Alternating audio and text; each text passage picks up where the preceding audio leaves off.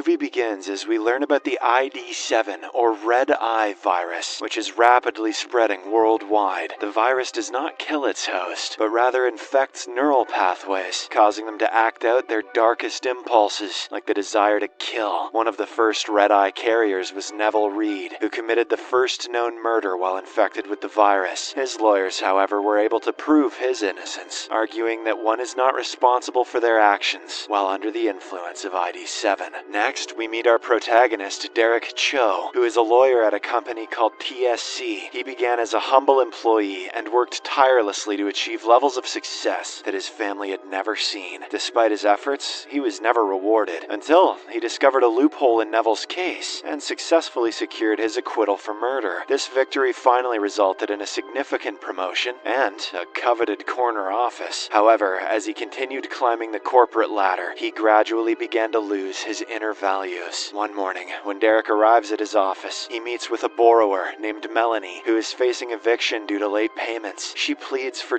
2 more months, but Derek tells her he doesn't have the authority to make that decision, as the bank is only a client of their company. He also reveals that this decision was made by Irene Smith, one of the TSC's partners whom he is unable to oppose. Derek asks the woman to leave, but she refuses to budge without meeting Irene. With no other choice, he calls security, who forcefully escorts Melanie away from there. Next, Derek takes a sip of water, not realizing it contains some ID7 virus particles. He is then visited by the receptionist, who says that he will be held accountable for a mistake involving one of their most important clients, Vandacor. Derek is shocked upon hearing this, as he has never handled any cases for Vandacor before. Meanwhile, we see the virus begin to spread throughout the office as people start developing red eyes. In the next scene, Derek heads to the upper floor and confronts his superior, Kara Powell. He asks about the Vandacor situation and why he is being blamed for something he did not do, but Kara provides evidence that the case was assigned to him, and it becomes clear that she had him set up by forging documents. It turns out she made a big blunder on a case and is now trying to use Derek as a scapegoat. Kara then asks him to take responsibility and offers him a large sum of money if he agrees. However, Derek declines the offer and demands that they report the situation to their boss. They both then decide to go upstairs to the director's penthouse and plead their cases. In the elevator, Kara uses her key card to access the upper floor, as only she has permission to enter that area. When they arrive, Derek informs the CEO, John Towers, that Kara falsified some documents and is putting blame on him for something he didn't do. However, the boss doesn't seem to care.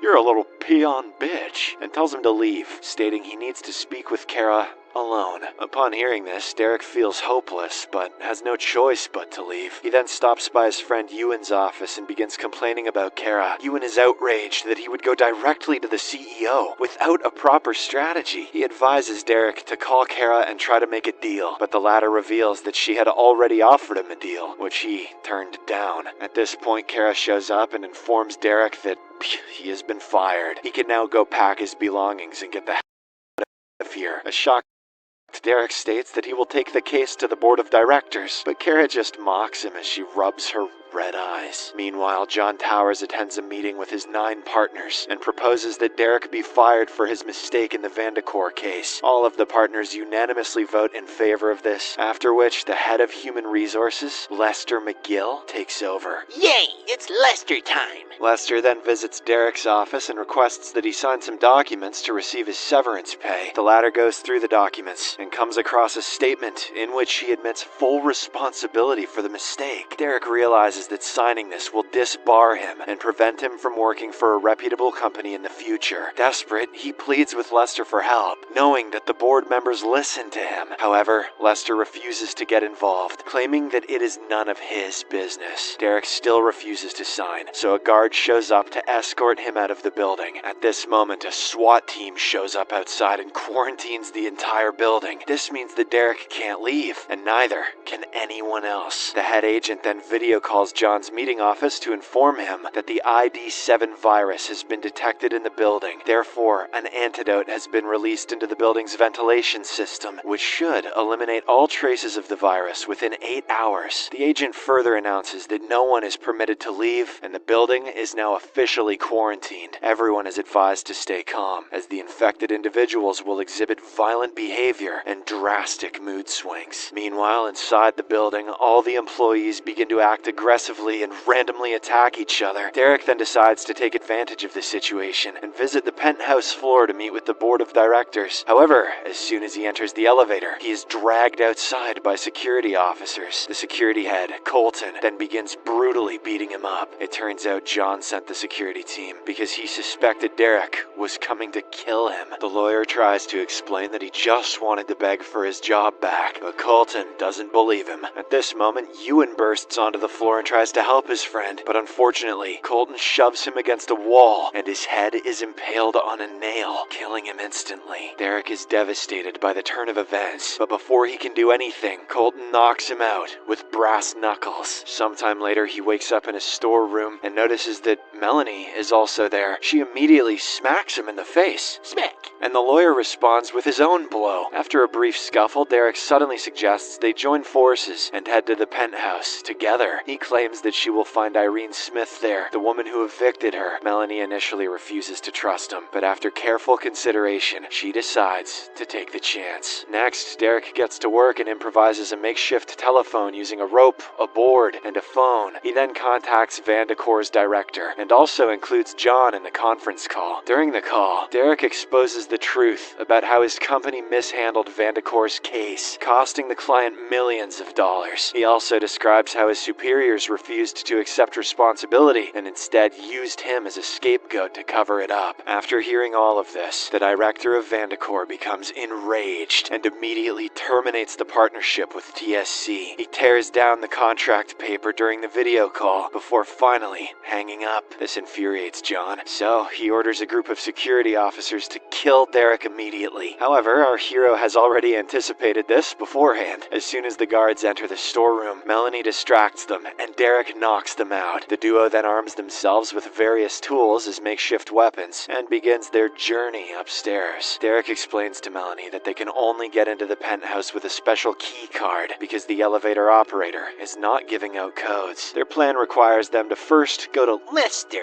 and take his key card to reach Kara's floor. They will then need to obtain her key card, which will finally allow them access to the penthouse. Soon enough, the duo reaches the 6th floor, and Melanie tries to shoot Lester with a nail gun. He deflects the attack and quickly locks himself inside his office, but an enraged Derek kicks down the door. The duo then demands that Lester turn over his key card, and he seemingly obliges. But seconds later, he pulls out a pair of scissors from his pocket and stabs Derek in the hand. He then turns his attention to Melanie and tries to kill her. It appears that Lester's about to succeed, but at the last moment she grabs a circular saw and tears through his body. Before heading upstairs, Derek sends John a video of Lester's dead body and warns him that he'll be next. This terrifies the boss, so he immediately calls Kara to inform her that Derek is on his way to her office. He urges her to destroy her keycard to prevent him from reaching the penthouse. Kara initially refuses, as it is her only trump card, but when he offers to make her a partner, she readily accepts. However, as she hangs up the phone, she starts to have second thoughts. She then gives the keycard to her assistant Meg and instructs her to hide it somewhere without telling her the location. In the meantime, John sends out a message to all staff and offers $450,000 to anyone who can kill Derek. Not long after, the duo arrives at Kara's floor, where she has already assembled a team of employees to protect her. Kara and Meg then run away, while Derek and Melanie start fighting the employees. After a long and bloody battle, the duo manages to eliminate all of the employees. They then enter Kara's office and demand the key card, which she refuses to give at first. However, when Derek moves closer to kill her, she has no choice but to comply. Kara then summons Meg and asks her to give her back the key card. The assistant agrees, but soon reveals a burnt piece of plastic, which shocks everyone. Meg explains that the upper levels had already suspected Kara would betray them, so they offered her a promotion in exchange for destroying the key card. This revelation sparks a heated argument between the two women, which ultimately ends when Meg kills Kara with a pair pair of scissors. The scissors in this place are OP.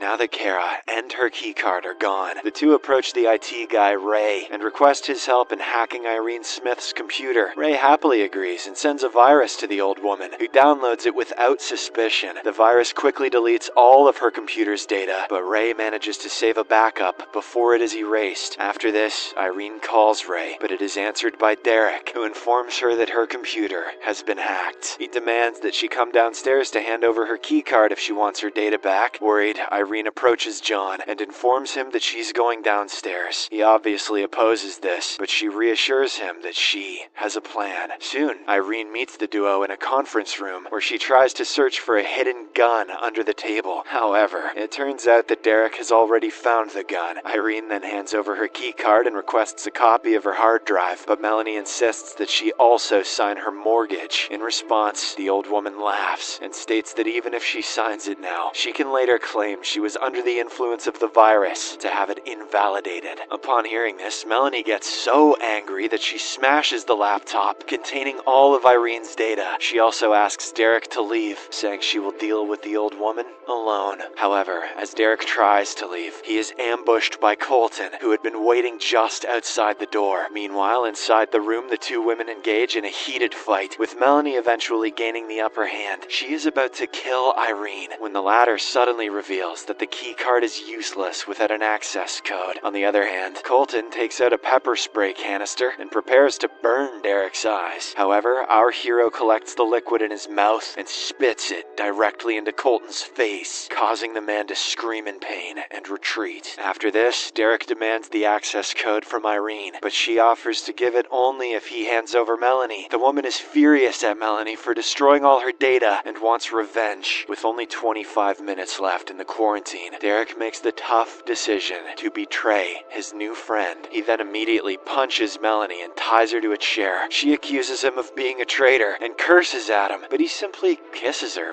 before leaving. Next, Derek heads to the elevator with Irene, who enters the access code for the penthouse. However, before the doors close, he shows her some bolts in his hand, which belonged to the chair Melanie was tied to. It turns out that he loosened them while tying her up earlier. With this, Melanie easily frees herself and kills Irene with a hammer, while Derek listens to the commotion with amusement. Moments later, Derek finally arrives at the penthouse, where the board is waiting for him with champagne and applause. They commend his efforts, and John offers him a partnership, which is more than Derek ever dreamt of in his life. However, he refuses the offer, which leads to an intense fight between him and the CEO. After a long and brutal battle, Derek asks the board members if they want him to kill John, and they unanimously vote in favor. With this, the lawyer throws his boss over the railing to his death.